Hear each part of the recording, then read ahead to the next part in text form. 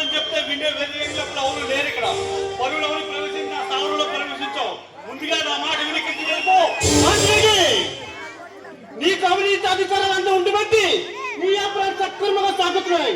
నీకు సాగి నేను ముగ్గురు మొత్తం వచ్చి వాళ్ళతో సర్మత వ్యాపారం చేసే నిన్ను అంత తేలిగా వదిలిపెట్టను.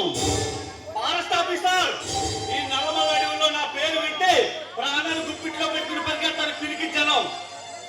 మర్యాదగా నా మాట వినికించి వెళ్ళిపో. బాధ్యులంటే నీ మాట స్కూల్ పిల్లలకు చెప్పు వింటారు, అంతేకాని నాకు కాదు.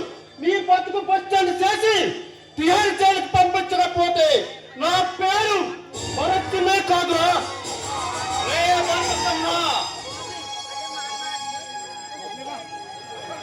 నువ్వు చెప్పే మాటలు వింటుంటే నాకు నవ్వు వస్తుందిరా.